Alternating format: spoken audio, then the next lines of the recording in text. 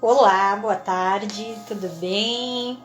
Estamos aqui, nosso terceiro encontro, dando continuidade ao livro A Coragem de Ser Imperfeito. E hoje, nosso último dia, não somente desse ano, mas da década, né? Estamos encerrando um ciclo e iniciando outro. E nessa tarde eu quero te fazer uma pergunta. O que você espera desses próximos 10 anos? Dessa próxima década? O que você leva? Quais são as lembranças? Quais são os valores que você construiu nesse tempo? E tudo aquilo que você quer levar e aquilo que você quer deixar para trás. Lembrando sempre que nós trazemos muito daquilo que nós construímos ao longo da vida. Existem marcas que ficam na nossa existência, mas existem tudo aquilo que passa por nós, a gente aprende. Então, existe também essa possibilidade de eu aprender com aquilo que talvez não deu certo, com aquilo que não foi tão bacana, tão legal, e levar também os valores, as vivências, as boas lembranças de tudo aquilo que eu construí até agora.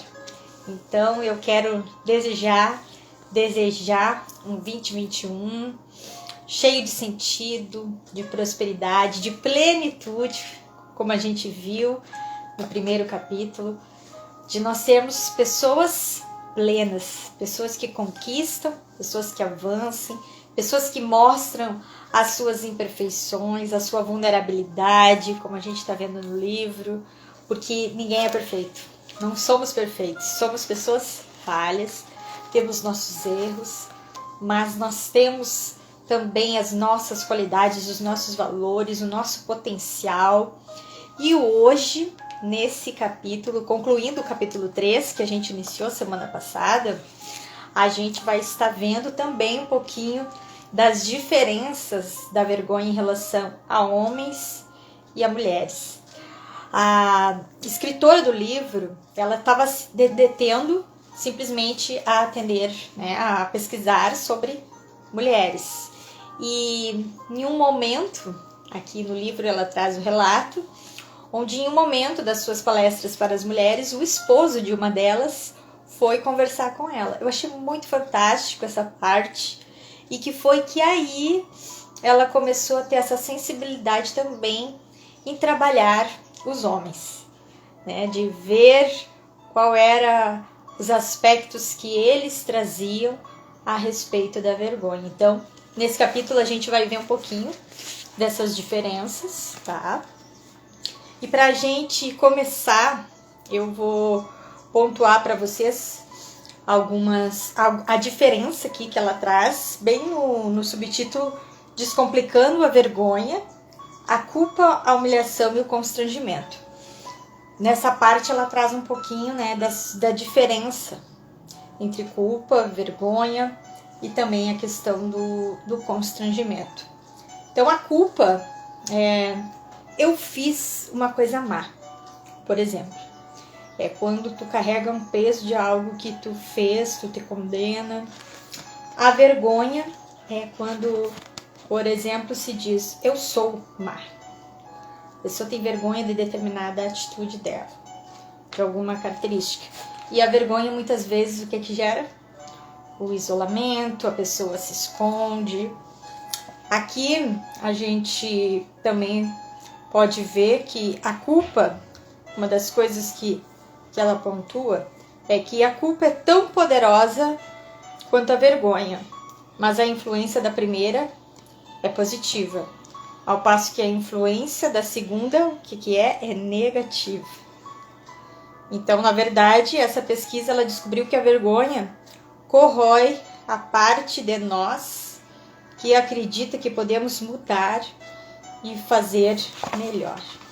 Então, muito interessante esse ponto aqui que ela trouxe.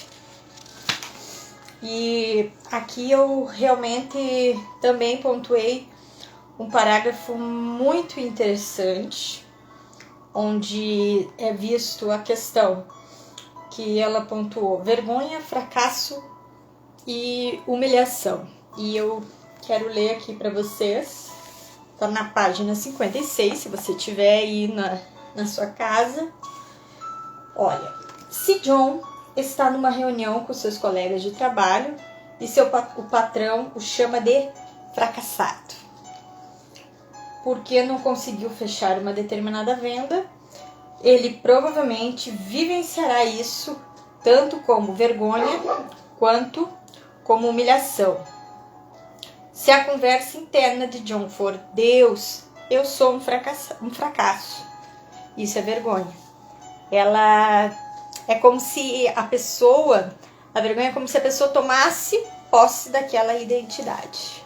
Eu sou. Vocês viram que ela pontuou aqui que a afirmação do John foi: eu sou um fracasso. Então, é algo que a gente pontua como vergonha.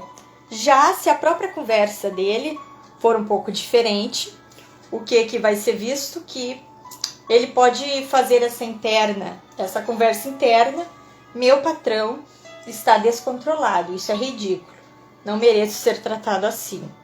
Isso que seria humilhação. É onde a pessoa realmente não considera que ela precisaria passar por isso. Ela se sente humilhada e por isso muitas vezes, por causa da vergonha, o que as pessoas fazem? Se escondem também, né? As pessoas não querem mais, muitas vezes, expor suas ideias, seus pensamentos, por essas questões. Muitas vezes, por receberem isso, terem estímulos externos que fazem com que elas se reprimam, como também por elas, como eu falei antes, internalizarem isso e buscarem como se fosse uma própria identidade sua. Então, aqui nessa parte do livro, ela também traz alguns elementos importantes, como resiliência à vergonha, e eu vou pontuar aqui para vocês.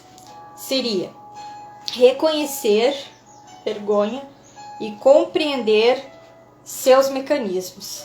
É quando a pessoa sabe, está passando por um momento onde ela está se sentindo envergonhada e ela está percebendo isso, né? O quanto também a vergonha gera questões biológicas. Aqui no ponto 2, outro elemento que ela traz é a praticar a consciência crítica, né? Já que a pessoa realmente tenha essa capacidade crítica na sua própria consciência. Ser acessível é o tópico 3, onde ela pontuou, e falar sobre a vergonha. Você conversar sobre como se sente e pede o que necessita quando está com vergonha. Eu achei muito interessante esse capítulo, ele é bem extenso.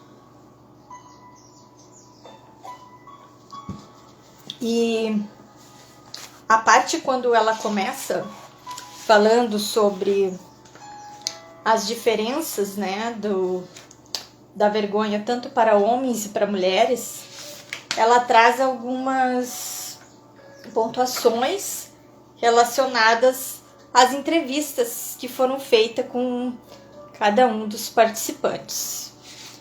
Então, aqui no capítulo, na página 61, ela traz os movimentos, né, que realmente são eficazes para lidar com a questão da vergonha. A primeira seria praticar a coragem e ficar acessível.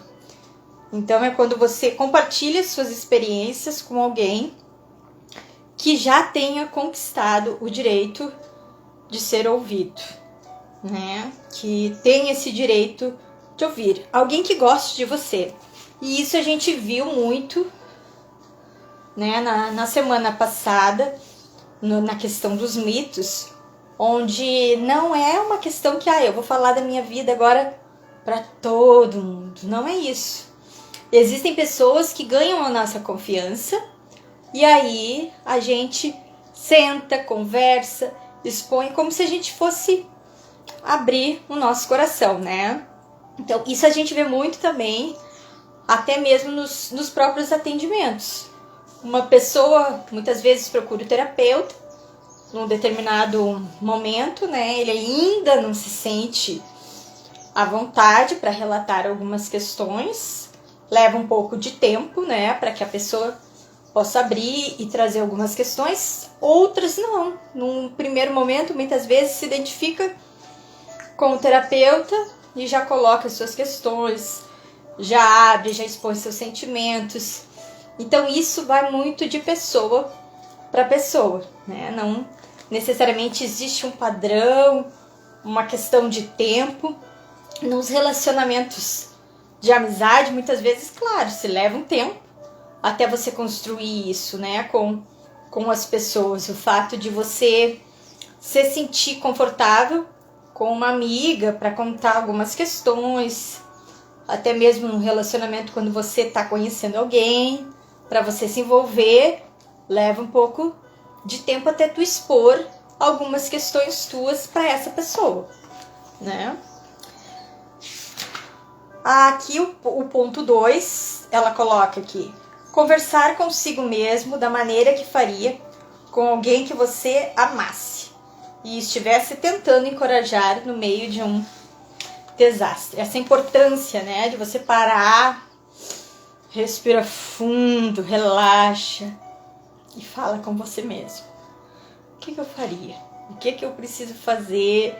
Como se você estivesse dando um conselho para uma outra pessoa. Você estivesse conversando com alguém e aí você, na verdade, está fazendo isso com você mesmo. Então, o ponto 3 é assumir o que aconteceu.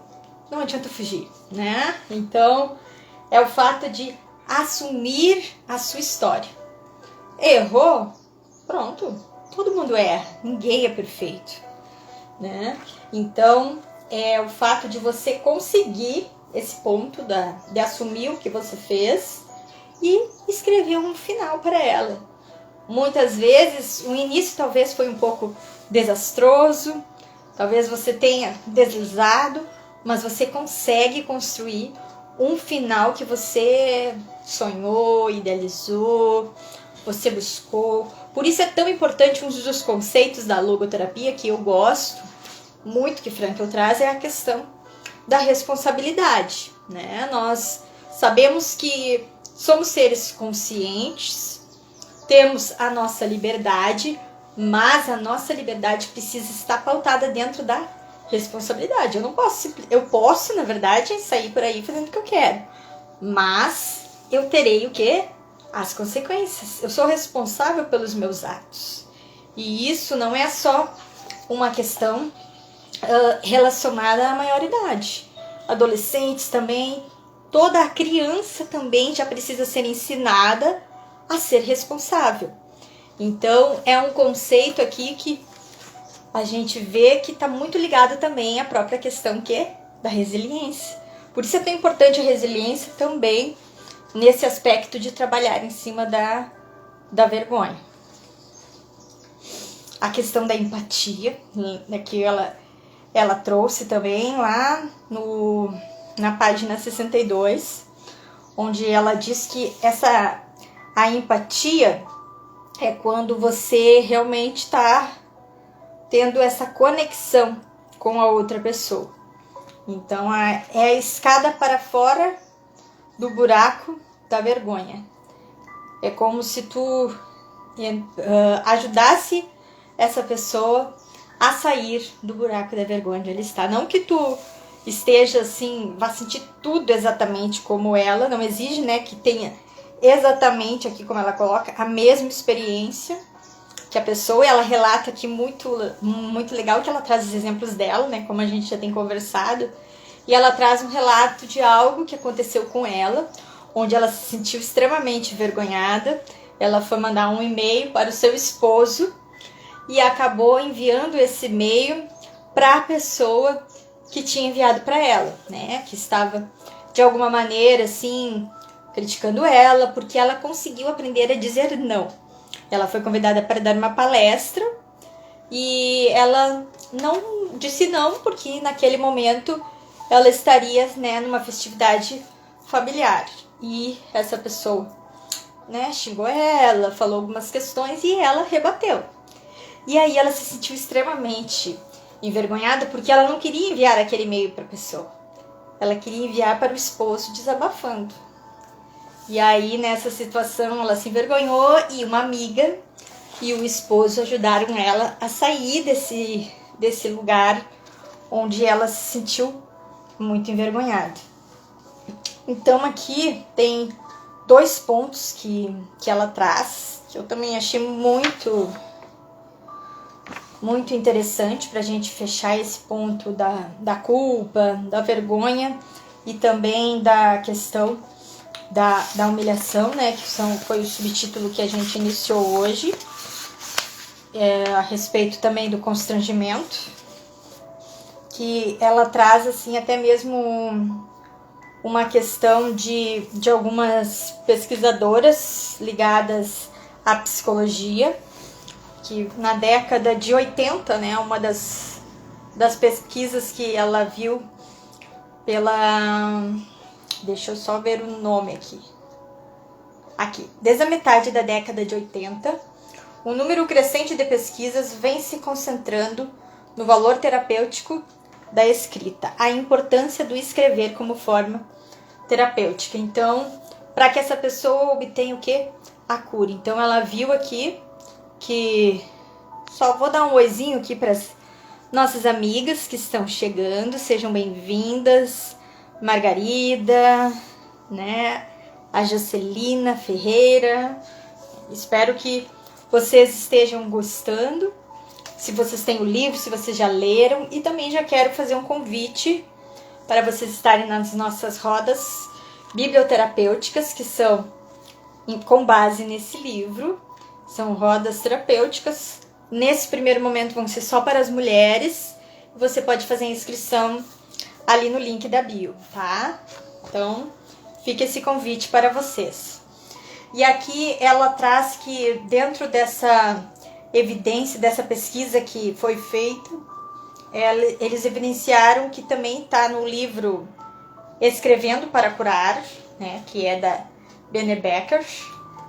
Ela pontua que se for de 15 a 20 minutos você escrever, isso pode trazer profundas mudanças, tanto na saúde física e também mental, porque a escrita emocional também afeta as questões do sono, né? Olá, minha amiga Narrati, seja bem-vinda diretamente do Rio de Janeiro.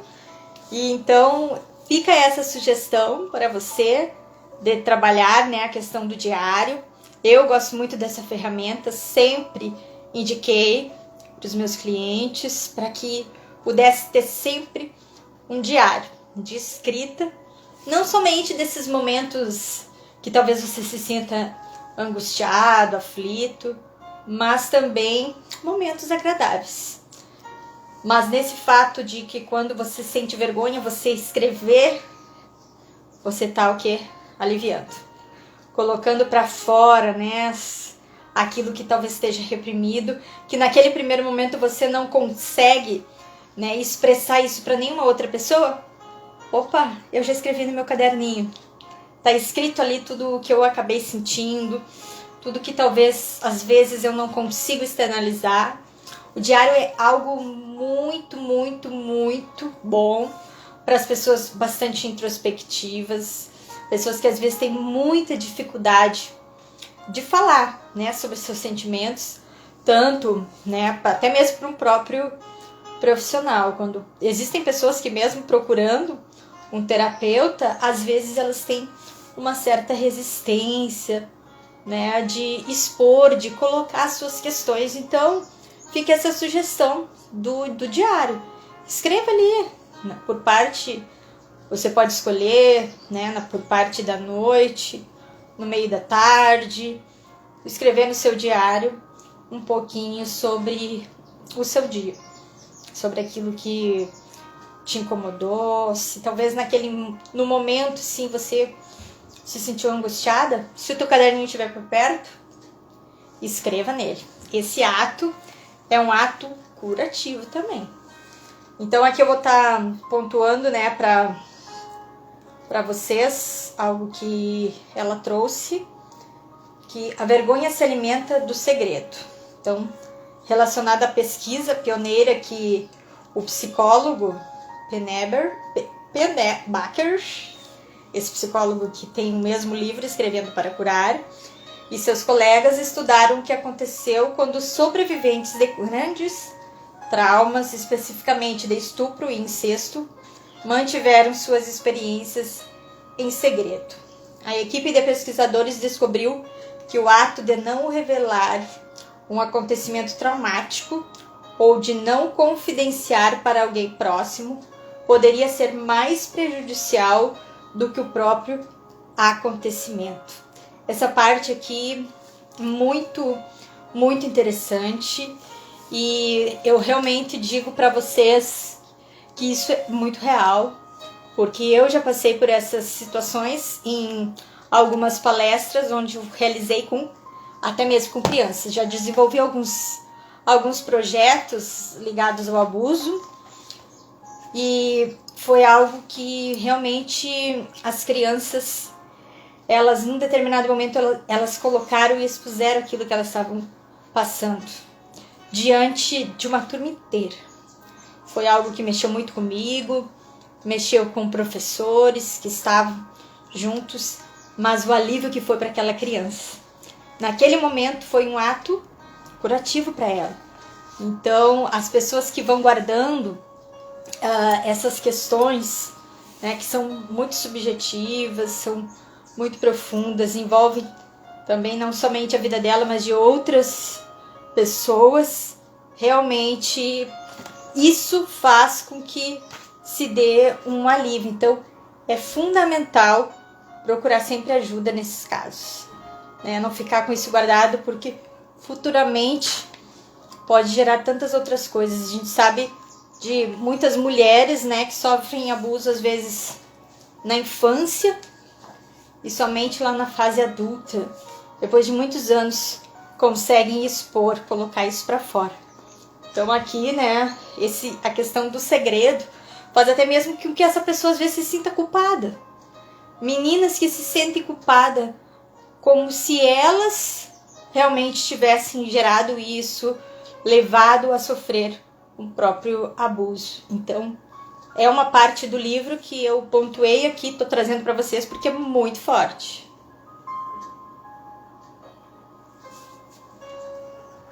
Então, aqui também, agora entrando nessa diferença, pode deixar, Nath, tá gravado, todas estão ficando gravadas, essa daqui também vai ficar. E aqui, né, nós entramos na parte onde ela traz sobre as diferenças, né, da vergonha tanto para os homens quanto para mulheres. E é muito interessante porque existe algumas diferenças aqui. Eu achei bem interessante também essa parte. E aqui ela começa na página 66 falando sobre as mulheres.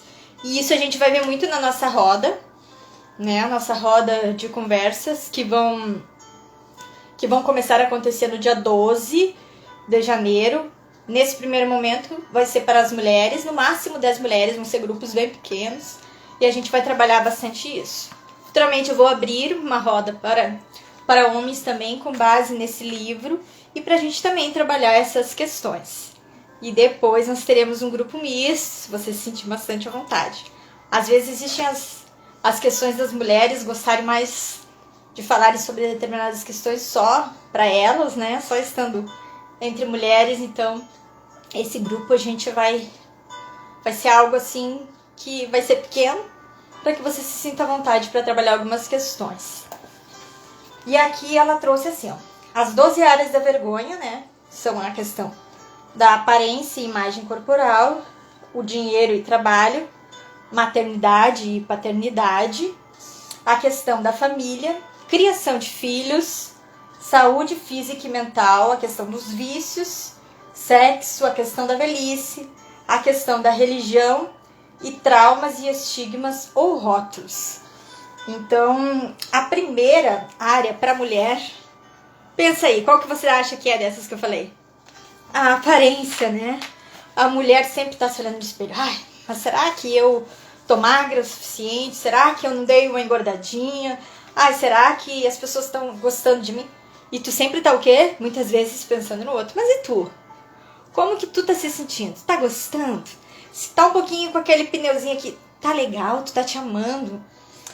Eu dei uma engordadinha, confesso pra vocês, esse ano de 2020, né? Foi um ano que eu fiquei em casa bastante, então fiquei sem fazer exercício. E agora que eu tô voltando, retomando essa parte, né, física, e eu tava assim, muito magra mesmo no início do ano, mas aquela magreza não tava legal. Eu tava extremamente magra, agora eu sou uma pessoa bem baixinha, e aí então eu acabei, né, que passei um pouquinho do meu limite, mas eu tô me sentindo bem, tô gostando. Quero manter, né, perder um pouquinho, mas não voltar da mesma maneira extrema como eu estava antes. E a mulher muitas vezes tem aquele padrão, né, do que é passado na mídia. Ai, a mulher linda, tem que ser aquela mulher alta, aquela mulher magrinha, que veste determinada roupa. E às vezes tu perde a tua essência, tu perde a tua identidade, porque tu tá construindo algo que foi colocado como um padrão para todas. E nós não somos iguais, mulheres. Nós somos diferentes, cada uma de nós tem as nossas particularidades, né? Umas mais altas, outras mais baixas, umas loiras, outras ruivas, né? Outras com cabelo castanho, tem aquela que gosta de mudar de visual, quase que diariamente. A minha mãe pinta o cabelo de 15 em 15 dias, então eu às vezes fico apavorada, mas ela gosta, isso é legal pra ela, é bom pra ela, então deixa que ela faça, né? Então aqui é pontuado isso. O segundo, vamos ver se vocês acertam, é a questão da maternidade. Pergunto pra você, primeira coisa, já tá casada, já tem filho, né? Se tu casou esse ano, o ano que vem já vão... Ah, e aí? E o bebê? Então é uma cobrança da sociedade. Muitas vezes a gente vê que isso já mudou bastante, já evoluiu, já acabou, né, tendo essa mudança, mas ainda existe muito de ligar sempre isso. Ai, a mulher precisa casar, precisa ter filho, uma cobrança extrema. E muitas mulheres, às vezes, acabam o quê? Adoecendo. Mulheres que, às vezes, são rotuladas como que tem que ter esse padrão. Não, tu precisa casar até os 30 anos. Ter filho até os 35. Meu Deus, e quem já passou dos 35 e ainda não casou? E se a pessoa não quer casar? Entendeu? É uma questão que parece que se a mulher não segue esse padrão, ela mesma fica envergonhada. Então isso ela traz, e eu achei bem interessante esses dois tópicos que ela trouxe em relação à mulher, e nas nossas rodas nós também vamos falar bastante sobre isso. Porque isso mexe muito com a autoestima da mulher. As mulheres acabam, né, ficando muitas vezes abatidas, muitas entram até em depressão. Existem casos de mulheres que, pelo fato de até não poderem ter filhos, às vezes têm até vergonha de contar para suas famílias, né? Casam com alguém. Eu até quero indicar para vocês aqui agora eu lembrei, uma série que eu assisti, ela é bem curtinha, são quatro capítulos, me parece, eu assisti ela no meio do ano, que é Nada Ortodoxa. Essa série relata bem a cobrança que uma jovem, uma menina, casava, ela idealizava muito, sonhava muito com o casamento, casou, e depois, diante, né, do relacionamento com o envolvimento de toda a família, só que perguntava, e o bebê? E o bebê? E o bebê? E aí eu não vou contar o resto, né, vou deixar que você assista, mas é uma série, assim, muito boa mesmo, que mostra, né, essa questão, assim, da cobrança. E a gente pode ver o quanto isso trazia vergonha para ela. Escondia a própria questão da aparência dela também, a própria questão, né, porque existe uma questão do ritual, de toda a cultura religiosa deles também. Então, se você assistir, você vai ver muitas coisas e que tem muito a ver também com a própria questão desse fato da vergonha. Então, esse ponto aqui que ela traz das mulheres, eu salientei o que eu achei, né, bem mais interessante. Agora nós vamos para a parte, né, onde está relatando dos homens. Aqui a gente tem o Frei Rafael, né, ele está lá na Itália. Eu acredito que lá agora aqui são 6h30, 18h30. Eu acho que lá são 3 horas de diferença. Devem ser 21h30, se eu não estou errada, né? Depois o Rafael pode colocar. Eu sei que ele sabe que esse livro é muito bom, né? Um dia ele me falou o quanto é bem interessante esse livro. E aqui agora, onde foi pontuado, lá na página 70, a gente vê aqui que é colocado que para os homens os pontos já são um pouco diferentes do que das mulheres. Né? Eles relatam aqui que a vergonha é o fracasso no trabalho, né? Na questão do futebol. Os homens se cobram muito a respeito do próprio sexo, né? A questão das finanças. Aqui também foi relatado que a vergonha para eles o que é? Ser errado. Não fazer algo errado, mas ser errado, ser cobrado por isso. Outro ponto aqui é a vergonha é a sensação de ser o quê? Defeituoso. Isso foi nas entrevistas que ela fez, né? Quando ela pediu para que eles falassem sobre o que seria vergonha para eles. Aqui, revelar qualquer fraqueza realmente é extremamente vergonhoso para eles. O fato de demonstrar medo também, como se o homem não pudesse ter medo de nada. Né? Um homem tem que ser extremamente corajoso, valente, aquele grande guerreiro. Isso também eles pontuaram. A questão de serem criticados ou ridicularizados, isso é algo bem vergonhoso para eles. E também a questão da vergonha de serem vistos como o cara que pode ser facilmente dominado. Muito interessante, né? Esses pontos assim relacionados à questão do homem.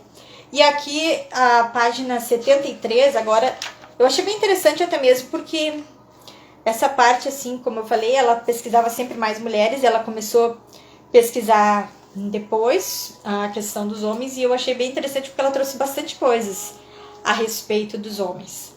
E aqui num outro subtítulo ela traz grandes e todo-poderosos. E eu vou ler para vocês aqui o que ela pontuou na página 73. Eis o padrão doloroso que emergiu na minha pesquisa com os homens.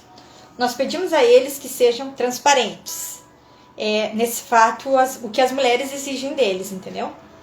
Suplicamos que nos deixem entrar e imploramos que nos digam quanto estão com medo. Mas a verdade é que a maioria das mulheres não segura essa barra. Nos momentos em que os homens se mostram verdadeiramente vulneráveis, a maioria de nós entra em pânico, que se expressa como indignação e desprezo. Então as mulheres muitas vezes exigem algo dos homens quando eles realmente estão, né, fazendo aquilo que muitas mulheres exigem para elas, e elas abominam esses homens. A questão de homens se mostrarem mais vulneráveis, como se fosse assim algo que para eles isso é muito negativo, né?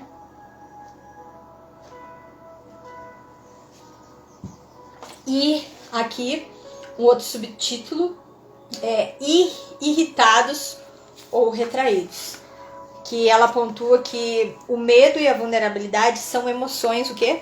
Poderosas. Não há como simplesmente ignorá-los.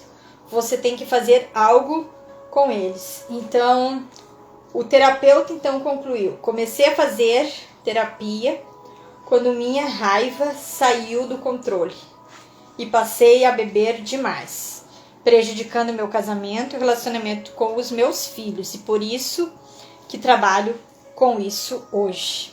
Então aqui ela traz, né, dentro dessa questão, esse relato que foi de um terapeuta que precisou trabalhar que precisou procurar uma ajuda realmente quando ele viu que ele estava com muita raiva. E aí, pelo que ele passou, acabou buscando dedicar os seus estudos em relação a isso. Então, aqui na página 76, o subtítulo onde fala: sou tão exigente com os outros quando sou comigo. Muitas vezes a gente cobra dos outros aquilo que nós estamos o quê? Cobrando de nós mesmos. É uma questão de tu querer que o outro seja como tu, e às vezes o outro não consegue, você também não está conseguindo. E aqui nessa página 76, ela trouxe algo bem interessante que eu vou estar lendo aqui para vocês. A ironia é que a pesquisa revela que julgamos as pessoas nas áreas em que nós mesmos somos vulneráveis à vergonha, atingindo, sobretudo, quem está fazendo as coisas pior do que nós. Por exemplo, deixa eu pegar algo aqui para estar colocando para você. Vou usar o exemplo, né, dos homens. Você está fazendo um trabalho, tá? E você se dedica muito, se cobra para dar o seu melhor como uma meta, tá? Você tem uma meta ali no final do mês de querer chegar e conseguir X% de vendas. E você tem um colega e esse colega não consegue também chegar, nem você nem ele.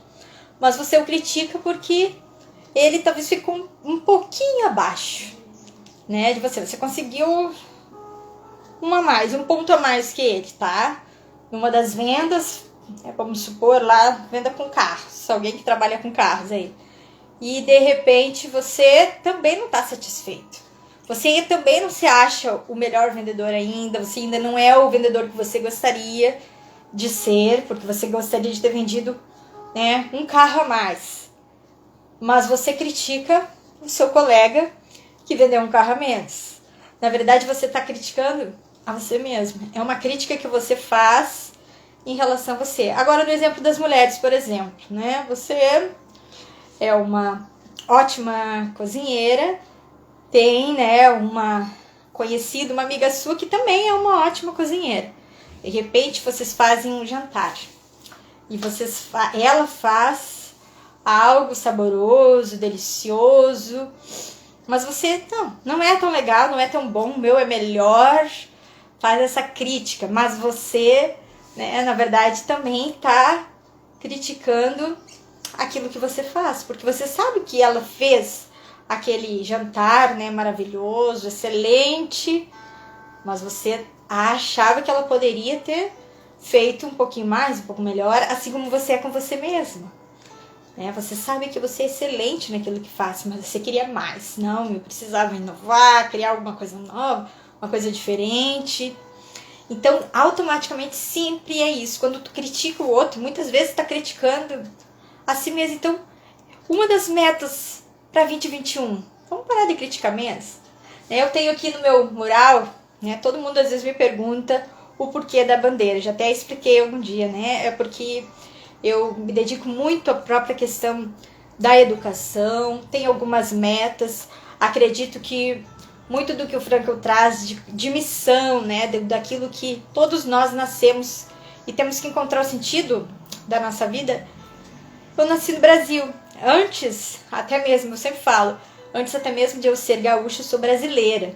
Então, eu tenho aqui algumas missões, alvos meus em relação ao meu papel como cidadã.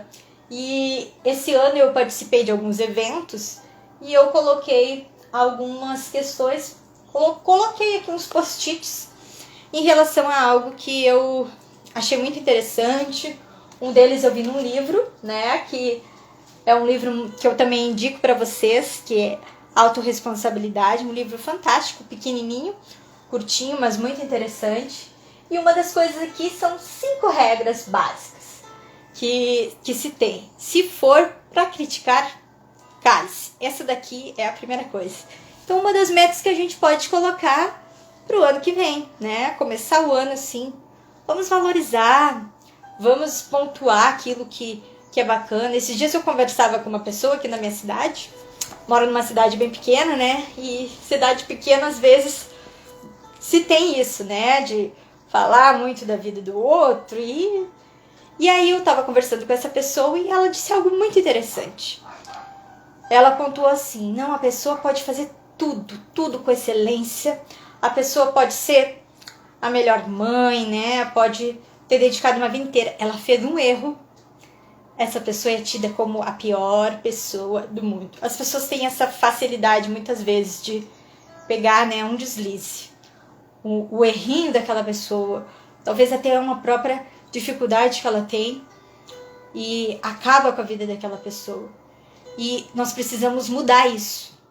Nossa cultura precisa ser diferente, onde a gente veja tudo aquilo de qualidade, tudo aquilo de bom, tudo aquilo que as pessoas se empenham.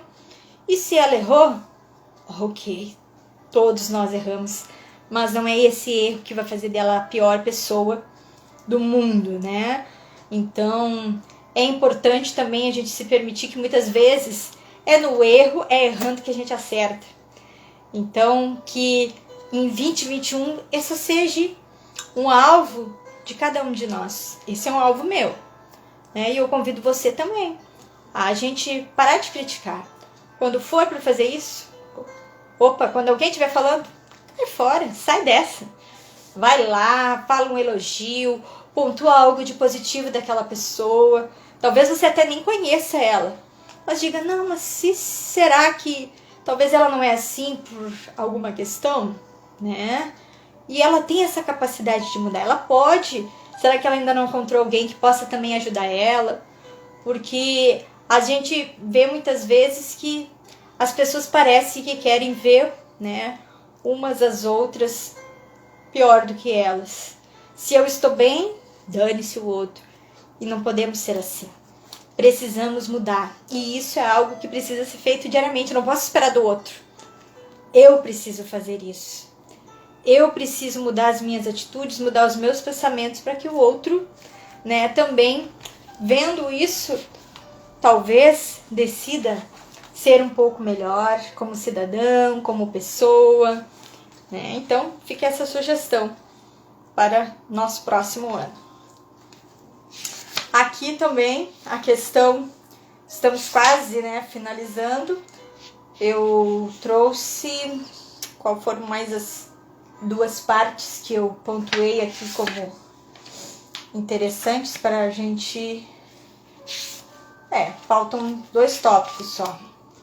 Então aqui é um dos pontos que eu achei bem interessante, é que as palavras que nunca podemos desdizer. É um subtítulo, né? E aqui o que ela trouxe, eu achei muito, muito interessante em relação ao amor. Ela traz isso num outro livro, mas ela pontuou aqui na página 81. O amor não é algo que damos ou recebemos. É algo que nutrimos e fazemos crescer. Um vínculo que só pode ser cultivado. É algo que nutrimos e fazemos crescer. É um vínculo que só pode ser cultivado entre 2 pessoas, quando já existe dentro de cada uma delas. Só podemos amar alguém na medida em que amamos a nós mesmos. Então a importância, uma das coisas que muitas vezes se critica o outro, é pelo fato de que eu me critico muito. É a questão de que muitas vezes eu me saboto, é uma autossabotagem. No momento que eu estou criticando o outro, é porque eu estou fazendo uma crítica a mim. Então, uma das coisas que a gente precisa também construir nesse 2021, vamos nos amar mais, vamos nos valorizar mais, porque no momento em que eu me amo, que eu me valorizo, que eu sei o meu valor, eu começo a ver o valor das outras pessoas. Eu gosto muito de uma mensagem, de uma passagem em que fala que é preciso amar, né, a Deus acima de todas as coisas e ao próximo como a ti mesmo. Então, a questão do amor, ela vem muito dessa questão de eu também me amar. No momento que eu me amo, que eu sei quem eu sou, que eu sei o meu valor, que eu sei que eu sou amada, eu consigo amar o próximo. Agora, existe muito aquilo de que às vezes você está passando por algumas questões onde somente tu está te doando, está sofrendo, tá ali, né, até mesmo no relacionamento de amizade, onde você se dá muito por aquele amigo, um amigo tá com uma dificuldade, às vezes tu te coloca, né, numa dificuldade para ajudar aquela pessoa. Isso não é amar o próximo, porque você tá esquecendo de si. Então, para que eu possa amar o outro, para que eu possa conseguir também ser autêntico com essa pessoa, eu preciso me amar. Eu preciso ser autêntico comigo. Colocar as minhas fragilidades, saber que eu tenho as minhas fraquezas, mas que mesmo eu nas minhas limitações vou conseguir ajudar aquela pessoa. Então, essa parte que quando fala do amor, que é um tema muito bacana, existe um livro muito legal que eu também coloco aqui como sugestão. Não precisa você, né, ser casado. Isso envolve todos os nossos relacionamentos. É as 5 linguagens do amor. Então é muito importante a gente saber qual é a nossa linguagem, porque às vezes a gente se relaciona com as pessoas e a gente está demonstrando amor por ela pela linguagem de amor que nós gostaríamos de receber. E as pessoas têm as suas linguagens diferentes. Então é um livro que eu dou como sugestão para que vocês também possam ler. E aqui, para a gente encerrar, o último tópico, e é algo que eu amo falar sobre autenticidade. É o que a gente mais precisa nesses dias, né? Ser autêntico. Dizer realmente, ser honesto, ser sincero. É uma das questões também que Frankl traz muito dentro da logoterapia, a questão da autenticidade. Ele era uma pessoa, né, muito autêntica, e eu vejo que aqui ela trouxe realmente algo muito interessante, e eu quero pontuar para vocês aqui algo que tá lá na página 83, onde ela traz mais uma vez essa questão do homem e da mulher em relação à resiliência pelo fato da própria questão da vergonha. Então aqui, o homem possuído pela vergonha ouve: você não deve ficar emotivo quando tiver que demitir pessoas. Só que aquele que consegue, né, praticar a resiliência, ele já reage de uma outra maneira. Ele vai agir assim: não vou aceitar essa mensagem. Trabalhei com esse cara durante 5 anos. Conheço suas famílias. Tenho o direito de me preocupar, sim, com eles. Entendeu? Mesmo que aqui eu achei muito interessante isso, porque lembra ali naquela parte onde a gente falou que parece que o homem tem que ser sempre forte, corajoso, não pode mostrar em nenhum momento sua fragilidade. Aqui, esse homem está mostrando a sua sensibilidade com o outro. E se fosse ele? Já pensou? Ele conseguiu se colocar no lugar daquela pessoa. E se fosse ele que estivesse perdendo o seu emprego? Quantos filhos, né, a esposa, talvez ficariam sem alimento, sem aquela renda. E se fosse só ele que trabalhasse? Então, é uma sensibilidade, e é também a própria questão da empatia que a gente já falou. Por mais que ele não tenha passado por isso, ele conseguiu se colocar no lugar do outro. E a questão das mulheres, o ponto aqui que foi colocado, é: a vergonha sopra no ouvido da mulher que está fora da cidade a negócios. Você não é uma boa mãe, vai perder a peça teatral da turma de seu filho. Já a mulher que conseguiu desenvolver essa resiliência à vergonha, o que ela vai responder? Estou ouvindo, mas não vou cair nessa. Maternidade é muito mais do que ir a uma apresentação de teatro. Olha que fantástico! Mulheres, vocês que são mães, vocês que trabalham fora, que muitas vezes, né, se sente cobrada. Ai, mas e meu filho, será que está perdendo a minha presença, dê o seu melhor. Sabe aquele momento que você pode estar com ele, deve, aproveita, deixa o celular de lado, vai brincar, coloca os brinquedos no chão, vai ver um bom filme com o seu filho, aquele filme, né, que talvez você até nem gosta, mas o seu menino gosta, assiste com ele, sorria, chore, essas lembranças vão marcar a vida dele. Eu sempre gosto de falar, né, diante de tudo isso que a gente viveu esse ano, talvez para nós que somos adultos, foi realmente muito complicado, pessoas perderam o emprego, pessoas tiveram que se reconstruir, as crianças, claro, perderam de estar nas escolas, mas será que não foi o ano onde mais os filhos estiveram com os pais? Quantos pais ali, talvez na mesa, né, sentado na cadeira do escritório no home office, mas com o filho no colo? E se estivesse trabalhando lá fora, se estivesse naquela correria, não estaria com seus filhos, né, tão próximos. Então, as memórias são as lembranças. Aproveite, construa isso com os laços. Eu, pelo menos, particularmente, penso que foi um ano muito de resgate desses vínculos entre pais e filhos. Porque os filhos, para eles, por mais que eles, né, não estão indo ainda nas escolas em muitos lugares, eles estão presentes, muito mais presentes com os pais. Então aproveite esses momentos, construa esses relacionamentos saudáveis, para que quando venha alguma crítica, não, você trabalhando demais, não, eu dediquei tempo.